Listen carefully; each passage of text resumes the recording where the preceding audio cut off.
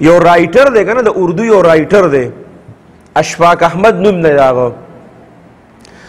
هغه وایي چې زه د تبلیغ نه په پاکستان کې د تبلیغ والا نه زه نه یم متاثره شوی زه د تبلیغ والا نه کوم ځای کې متاثره شومه هغه وایي چې مونږ زه او کور والا مې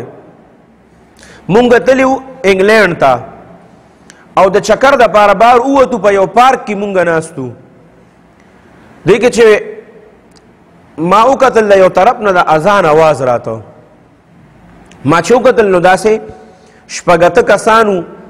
هغې کې ښکلې نوجوانان هم داسې پوخ عمر کسان هم پکې وو خو دا اذان چې کوم دا یو نوجوان الګ کو کله چې هغه اذان شروع کړو که نه او اذان یې کو نو دا څومره انګریزانې جینکې چې دي اکثریت جینکې او هلکان جینکې پکې وي ډېرې وې هلکان کم وي هغه د هغې طرف ته داسې متوجه شروع او څونه چې د هغه اذان کو په مخکې به اذان ته نو نور ورته دي رانږدې کېدل وی کله چې د الک اذان ختم که که نه اذان یې ختم که نو یو جینۍ راغله نو ده ته وایي چې دا تا څه وې دا څه و په دې خو مونږ پوه نه شو خو اثر پکې ډېر زیات و او ډېر زیات درد و پکې او وایي چې دا زمونږ د مسلمانانو اذان دی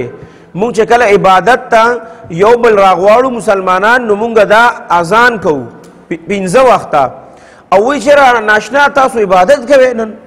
نو ورته وایي چې او که نه مونږ عبادت کوو تاسو مسلمانان یې او مونږ مسلمانان یو وایي چې نن خو اتوار نه دی مونږ خو چې خپل چرچ ته ځو نو د اتوار په اتوار باندې ځو هفته کې یو پیره مونږ عبادت کوو او ته چې نه مونږ مسلمانان یو او مونږ په هفته کې 15 پیرې چې په ورځ کې 15 پیرې مونږ مونځ کوو 15 پیرې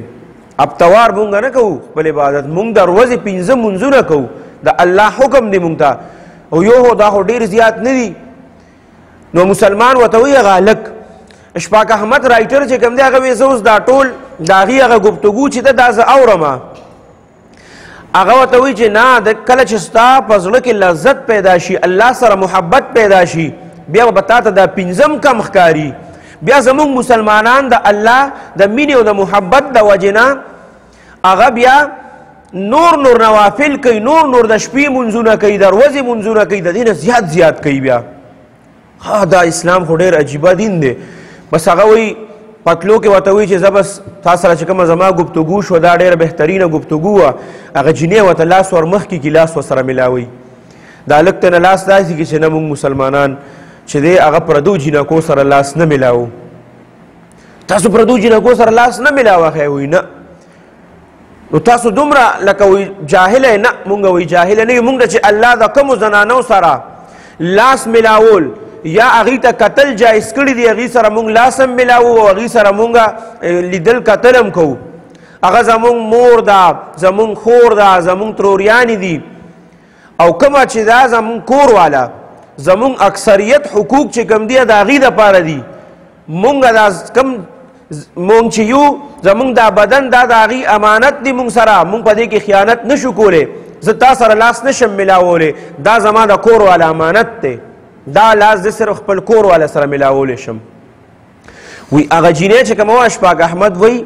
چې هغه په ځمکه باندې پرېوته په ځمکه باندې پرېوته او دا ماشوم چې کله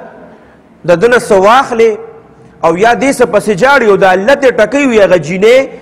داسې په هغه ځای کې په هغه پارک کې ملاسته او لتې ټکولې چې دا اسلام او دا دین څونه بهترین دین دی چې په هغې کې د یو زنانه لپاره دومره حقوق دي چې د هغې خاوند هم د هغې دومره خیال ساتي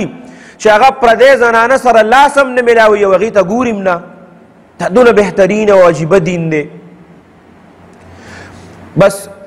وی اشفاق احمد صاحب وایي چې زه د پاکستان د تبلیغیانو نه نوم متاثره شوی خو زه هلته کې تبلیغي جماعت چې څونه متاثره کړم که نه او هغه ټوله مجمع حیرانه شوه او وایي چې زما یقین دا دی چې هغې کې اکثریت چې کوم دي بیا د هغې نه بعد به مسلمانان شوي هم وي